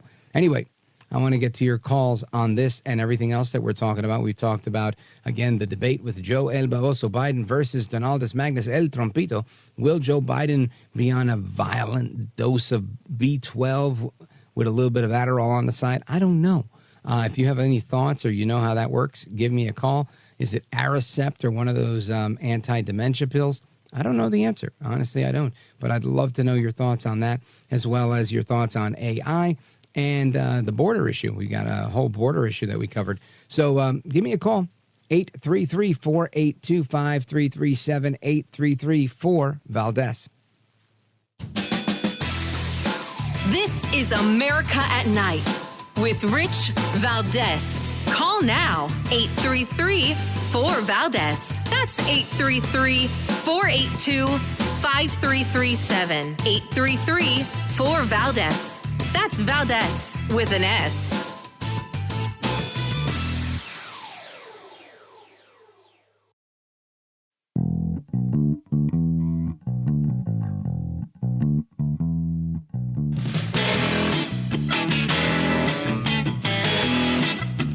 Call now, 833-4-VALDEZ. That's 833-482-5337. 833-4-VALDEZ. That's Valdez with an S. All right, amigos, welcome back. We continue our conversation with you all, the American people. 833-482-5337, 833-4-VALDEZ. Let us go to the middle of the country. Zanesville, Ohio, WHIZ. Check in with our buddy Paul. What's up, Paul? How are you, sir? Oh, hey, I'm doing great, Rich. I hope you had a nice weekend yourself. And I just like, good. I'd just like to tell you something that I used to go to a smoke shop, okay? And the guy that was running the smoke shop, he was like, he told me he was a Pakistani, but I don't know if he was Pakistani or Palestinian. Now, he told me that we got kind of friendly because I go there and get my little cigars. He said, Paul, I want to tell you something. We got to talking about politics one time. And he said, the Hezbollah, the Palestinians, Hamas, all those, they will not be happy until Israel is wiped off the earth. That is what he told me. And it was in kind of like, like he was like, what am I supposed to do? But that is what he told me. So, relating to your story. That's what Iran tells us all the time too, right? Yeah, they want to wipe out the Jews. That's what they want. That's their big beef. And this is why it seems like such a difficult thing to settle, because I agree with you. They don't beat around the bush, right? The Israelis say, hey, look, we're going to live here, and we're not going to kill you unless you try to kill us. And they say, oh, we're going to try and kill you. And death to the U.S. and death to the little Satan. And it's so disheartening, honestly, for me. But I think you're spot on that Hamas and the rest of them, and really these are all proxies of Iran, the radicals in Iran, they are the ones that will not be satisfied until Israel's destroyed. Because you don't see that hatred coming from Afghanistan, for example, right? It's not the same. It's really Iran running the show, Paul. Uh-huh. Yeah. And now, can I say one thing about the debate there? Sure. Okay. I think that Donald Trump has a chance to destroy Joe Biden in the debate. But I think one thing they're going to bring up time and time again is you're a convicted felon. You're a convicted felon. You're a convicted felon. I think that if Joe Biden does that, well, I think he's going to kill his own self when it comes to the debate, because America is sick of it. We're tired of hearing it, Mr. Biden. In that administration, look what's happening to our country. And all these other countries. So don't sit around and whine to me about, this is happening, that's happening. Well, why don't you elect Donald Trump in 2024? That's the way I feel, and I love it that you let me put my opinion on your show. Oh, thanks, Paul. I love that you gave us a call. I really do appreciate you listening and chiming in to the national conversation. And you know what's interesting is I think Trump is a smart guy. And I don't say that to stroke his ego. I don't think it needs stroking. I say that because he really is. And it wouldn't surprise me if the campaign puts out a T-shirt the day of the debate, the night of, the night before, that says convicted felon. And that he doesn't sell this thing out and raise a ton of money with Joe Biden helping him, right? Because Joe Biden will feed right into that narrative of calling him a convicted felon over and over and over and over, to the point where he'll be able to capitalize on it, trivialize it, normalize it, and then, like I said, capitalize on it. and I just think it's going to be great. I can't wait to see, if he does do it, what the numbers look like, because I don't think that is going to work. But maybe I'm wrong, and we'll see. We'll be carrying some part of the debate as it plays live during some of our show. And then we'll be doing the analysis afterwards. And we're going to see if it actually works out. I have my gut tells me it likely won't. I think people don't care. They already know that Trump's convicted. Some might, no blanket statement. But I think for the most part, I think most people are going to say, I still think it's fake, phony, and fraud. And I'm not buying it. That's my thought. Paul in Zanesville, I appreciate your call. And let's see, where do we go from here? Let us go to our buddy Gil. Gil's calling us from Manila, Philippines, listening online, richvaldez.com. Gil, go right ahead. Yes, Rich. Thanks for taking my call. A couple of things. You have one of your affiliates, WJTN in Jamestown, New York. I'm listening on that now.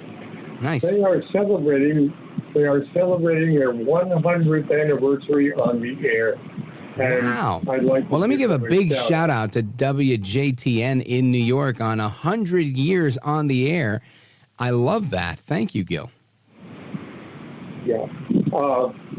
They're that's Jamestown, New York, the home of Lucille Ball, the most famous resident. But wow. That's I love Lucy. Yeah. Yeah. The debate is coming up, and I gave you a good zinger. I don't know if you forwarded it on to the Trump people about Joe Biden being proof positive that hair plugs cause brain damage. Yeah, but, that was a good one. But I think that's a pretty good zinger. I think it's great. The real reason I called is to tell you a story that happened while I was in prison in Mexico. You were talking about men falsely accused by women. Oh yeah, a lot of people who get removed on domestic violence. Yeah, well, just out of spite. One of my very good friends in prison was a university mathematics professor. He had a master's in mathematics. What was he locked up for? Yeah, well, he taught mathematics. I taught English and Mexican history in the prison school, and we got to be pretty good friends. But why was he locked up? Well, I'm telling you why. Oh, okay. I thought you were telling me what he taught. He was living with a woman with an adolescent daughter, and when he decided that he was going to end the relationship, the mother convinced the daughter to lie, saying that he had had oral vaginal relations with the daughter. And he spent a year in prison before the situation was straightened out and he was finally released. But anyone in prison accused of a crime against a child is under a great bit of danger because the other prisoners will want to take retribution. Wow, yeah. But this stuff happens, and it happened to a very, very nice guy. Someday I'll tell you the story when I was Me Too. I got tattooed here in the Philippines. And That's horrible. I'll tell you that story someday. Well, I just wanted to say, this type of thing always happens to the nice guys. These false accusations and stuff like that. I think they target nice guys because they want to bring them harm, and they know they're not going to fight back in many situations because they're just nice guys. And sometimes you have a little edge so you can fight back and make sure that you don't get, I was going to say caught with your pants down, but not the right thing to say. Anyway, Gil, thank you for your call. I do appreciate it. Let me see. Let's go to Bob, Charleston, West Virginia, WCHS. Go right ahead. Thank you, Rich. First of all, I want to talk about two things. The first thing I want to talk about is I think they're ambushing. I think they're ambushing President Trump in this debate where they're going to say, "That's not what he asked you. That's not true." Just trimming back all the time, make him look like he's embellishing the facts. He's not being fair. He's not answering the question, because it sounds like that's what they're about to do. Because when you listen to these guys, the ones that are going to be on the air with, they're going to be the moderators. They seem like they're ready to pounce because they're saying things that are not true about Trump, right now. Yeah. And well, I think you're right.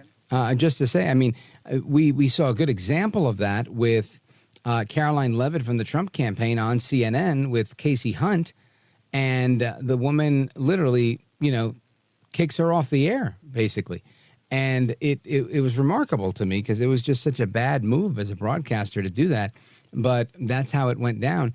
And I agree with you that they're likely going to do what you're saying to Trump. I think the difference is he just knows it, and it's not anything new, right? They've been doing this to Trump for a long time, so I think he'll be well prepared for what comes their way. And we'll see. I can't imagine them being able to do too much to Trump because he's just a few steps ahead of them all the time, and they're very predictable. He's not as predictable as they are. Bob in Charleston, West Virginia, WCHS, thank you very much for your call. We're going to continue with your calls straight ahead. We've got calls from D.C., Illinois, Pennsylvania, and more coming in right now. 833-482-5337, 833-4-VALDEZ. Don't go anywhere. I'm Rich Valdez.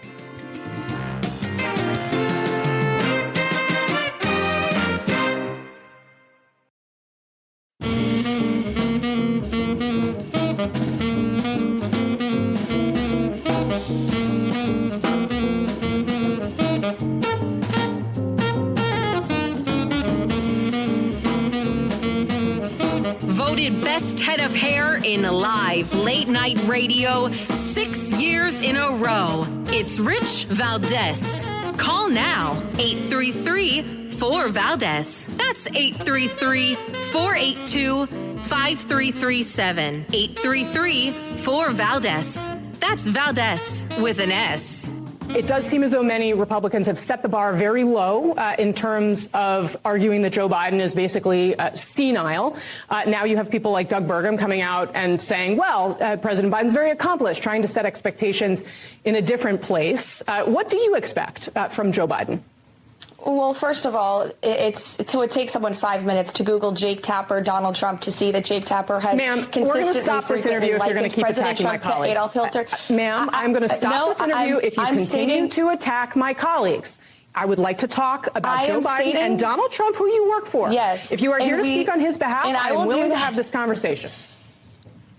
I am stating facts that your colleagues have stated in the past. Okay. Now, I'm sorry, guys. We're going to come back out to the panel. Caroline, thank you very much for your time. You are welcome to come back at any point. She is welcome to come back and speak about Donald Trump, and Donald Trump will have equal time to Joe Biden when they both join us now at later this week in Atlanta for this debate. Our thanks to Caroline.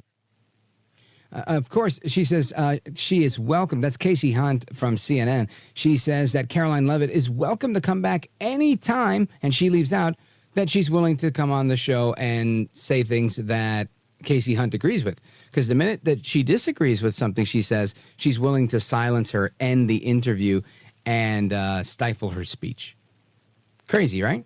Now, the reason it's crazy is because you've got to be able to have a conversation. And in the first hour, we spoke with O'Reilly on this, and we took a different approach, a broadcast approach. You know, you want to do a good interview. You want to give somebody something that they want to continue listening to. Whether we get it right or wrong is a different story on the production value of everything. But ultimately, that's the goal, right? We want you to listen to the radio or watch the TV show and do as much of that as you can. Why on earth this woman got rid of her guest when it was going so good? There was so much drama and controversy. You'll never hear me. People curse at me. I'll keep going all night long until the commercial, until they throw me off the air, because that is good stuff, right? People want to hear a good discussion, which is why I always invite people to call in. If they disagree, they get moved to the front of the list. And AOC, All Out Crazy, if you're listening, I've been wanting to speak with you for a long time. So I hope she'll take me up on the offer. Now, we know she likely won't. She famously ran away from me when I asked her about this at the Puerto Rican parade some 5 years ago. So I doubt AOC will, I was going to say man up, but I'd probably get in trouble for that. We'll have the courage to come on the program, but we'll see. Maybe one day she will. But Casey Hunt, like AOC, coward. A coward who's afraid to take on a difficult conversation. And that's the bottom line there. And they will try and shut you up if they don't agree with you. Now, let's get some reaction here. Let's go to Brad. He's in Willisport, Pennsylvania. KDKA, go right ahead. Hi, sir. How are you? Wonderful, thanks. Great. I'm listening to you here in the car, and I had the question, which was, what does the right and then Trump as well have the benefit from this debate that's on CNN with Jake Tapper? I mean, how is it possible for us to do anything positive in this situation other than watch Biden crash and burn? If he doesn't crash and burn because he's hopped up on whatever they put him on, how do we benefit from this? Sure. Well, again, I think I'll make the analogy as if this were a UFC or boxing match, right? Let's just say Biden is the weaker of two fighters, but he's taking steroids. He's on performance-enhancing drugs. He's been training this whole week and sleeping, so we expect him to make it the 12 rounds. And while he may not be able to normally, he's got that muscle memory and he's going to get through it. So what's the benefit? Why do we fight if we can't win the title? Well, maybe A, you might be able to win the title. And B, America's going to watch Trump put a beating on Biden. Whether he walks away with his hand held up by the referee or not will remain to be seen. But how many boxing matches have you seen where somebody will go in, a challenger will hit the champ over and over and over and over, and it'll look like it's going in the direction of the challenger, and at the end of the boxing match, the judges call the scorecard, and you're shocked, and you're like, what? How'd that happen? And the champ walks away with his belt. I've seen it happen more than once, and they've robbed so-and-so. Oh, he was robbed. It was terrible. Now, the reality is those things do happen. But it doesn't change what people saw. People saw the reality of it. And people are going to see Donald Trump be with it. They're going to see Donald Trump be swift and be critical and be funny. And he's going up against an incredibly unpopular president. That's just the truth. Joe Biden is very unpopular. He's no Bill Clinton. He's just not. And I don't find Bill Clinton popular, but many people do. So I think there's a lot for us to gain. I think Trump is going to move the needle with independents. When they see him in his performance, they're going to say, you know what? I like this guy. I think Biden, if he does well, he might have a little bump as well. But I think he also stands a chance to lose people that are going to say, you know what? This is just too much. I can't deal with this guy. We've had him in long enough. We gave him a chance. It didn't work. We got to get rid of him. And either they stay home or they vote for Trump. Either way, that's a good look for Trump. At least those are my thoughts there. Bradley in Willisport, Pennsylvania, KDKA. Thank you so much for your call. Let me see. Where do I go? Let's go to Joshua calling us from Washington, D.C. Joshua, what radio station are you listening to online? I clicked the listen live now on your website.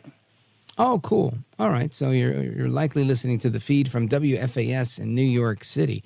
And Joshua, what's on your mind? What do you want to talk about tonight? Well, just giving you guys a shout out. I listen to your program every night while I was incarcerated in Forest City Low. I was in there for my participation in the January 6th riot. And now you've been let go on bail? No, I completed my time. I'm now on probation. Just wanted to give an update on how they're doing us. I was supposed to go home to my family in Missouri, but they denied it, never gave me a reason, and they dumped me on the streets of D.C. with no contacts and really nowhere to go. So, what does that mean? You're not allowed to leave D.C.? Correct. Apparently for 3 years from my probation period. Wow, that's tough. So now you're homeless. You're in D.C. And do you have access to a public defender? How does that work? Well, actually, no, because it's really just up to the probation office. I've already completed my time in prison. So now I just got to complete the probation period, which is in D.C. now. I have a family to go back to. I have a house, and they never gave me a reason why they denied it. They just said, well, it's denied, and we'll put you in some type of public assisting program. It'll take about a week. So just hang in there, and we'll let you know what we have. Man, it's crazy the way they do people dirty like that, and I feel terrible that you're going through that. And I really hope that you're able to find a lawyer that can represent your interests and help you to, file whatever appeal you have to file so that your probation can be completed where you live. Because, to tell somebody that you have to, I've never heard such a thing. I mean, I'm sure it exists, but it seems so off the wall. But nothing surprises me coming out of this this administration and the swamp. They're out to get you. If you're not part of them, they don't care. And it's a sad day. And I do wish you the best. Godspeed. Thank you for tuning in to the show, both while you were inside and now that you're on the outside. And my best to you. I hope everything works out. Folks, we're coming right back with your calls and more. Don't go anywhere. This is America at Night with Rich Valdez. Call now, 833-4-VALDEZ. That's 833-482-5337. 833-4-VALDEZ. That's Valdez with an S.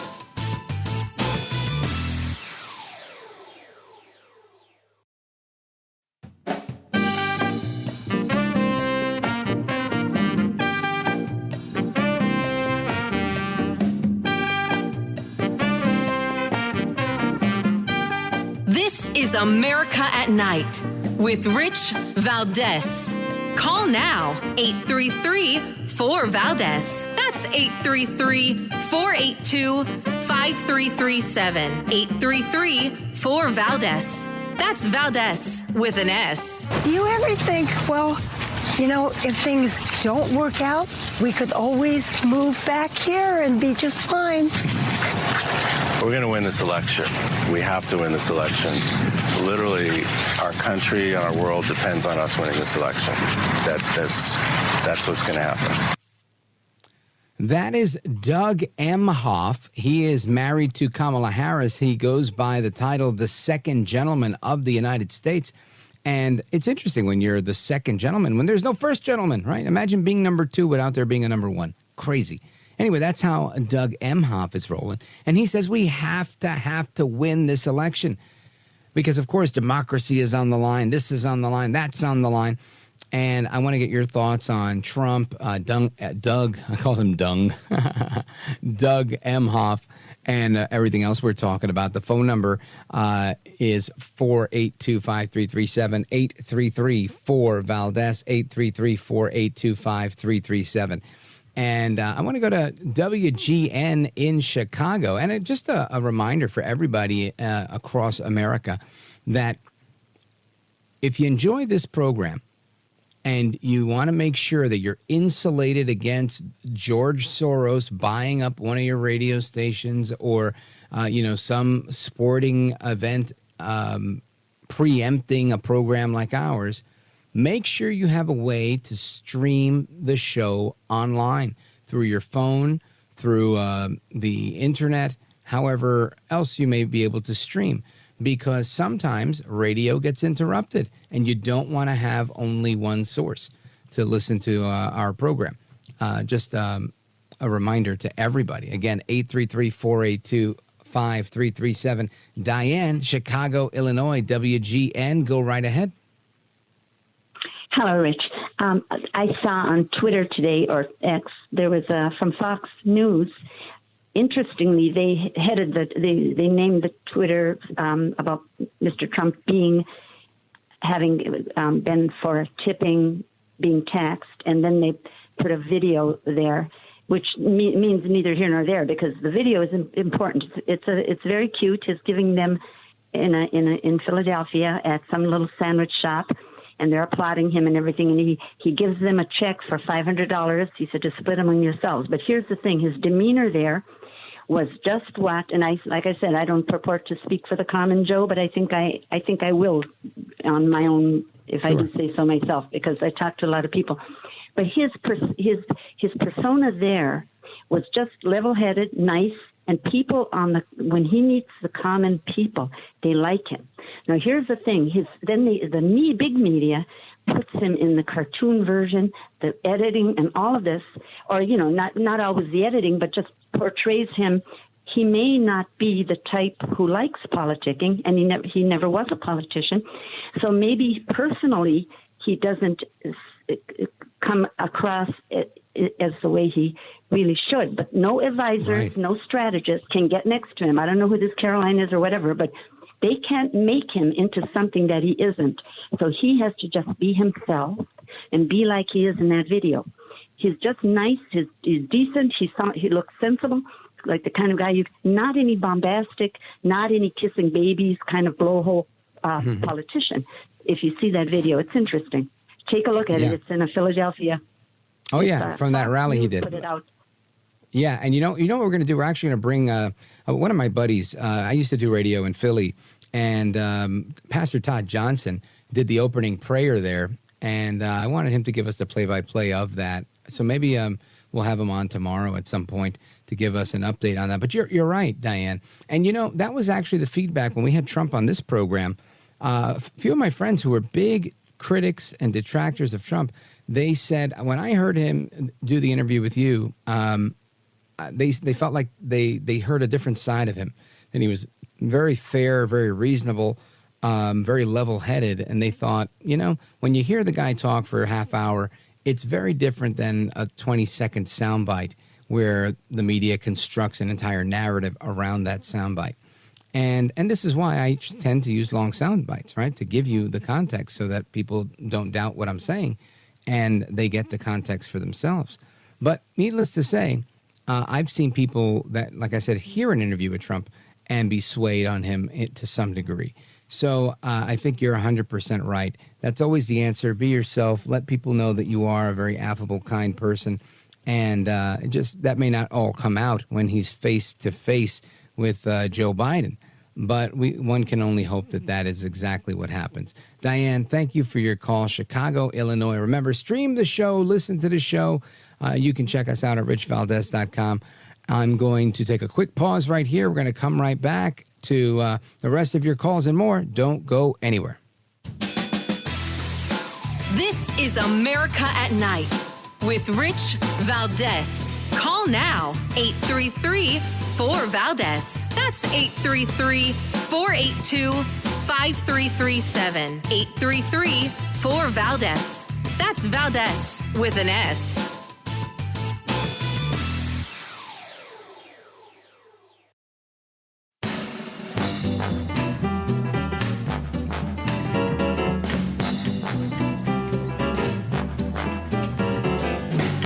No hair, no care, and live on the air, it's Rich Valdez.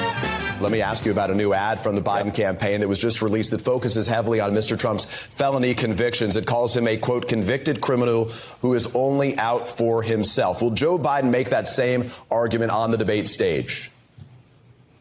Well, I'll let the president say what he's going to say, but the fact of the matter is that the sky is blue sometimes, and Donald Trump is a convicted felon. And the American people have to sit in that for a second. The person who wants to be president has to go sit with his probation officer before he actually goes to the debate. And so it is just a fact, but it's not just to call Donald Trump a convicted felon. It goes to his behavior and it goes to his character.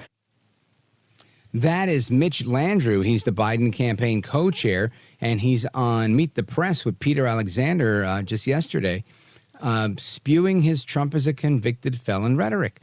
Now, will Trump take my advice and release a convicted felon T-shirt, which will, again, it'll probably sell out just like his gold did and make a bunch of money, or just like all the money he made with Truth Social? I think it's a gold mine, and it's going to be all based on how much Joe Biden pushes it in the debate is how popular it's going to be, especially if he mentions it, because then you got the audio for your little social media commercial, and boom, you could sell even more shirts. So my question to you guys is, will he be selling these shirts, the convicted felon shirts, to raise money for the Trump campaign? Let's check in with Lance, Kalispell, Montana. KOFI. Lance, go right ahead. Good evening, sir. So I've spoken to the grizzly bear population in Glacier Park. They said the cost of safe passage this year is 1 gallon fresh huckleberries.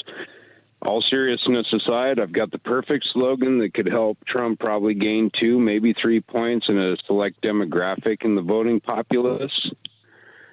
And is this something you're going to put on a T-shirt? Oh, yeah. Trump. More felonies than the entire gangster rapper community combined. I love it.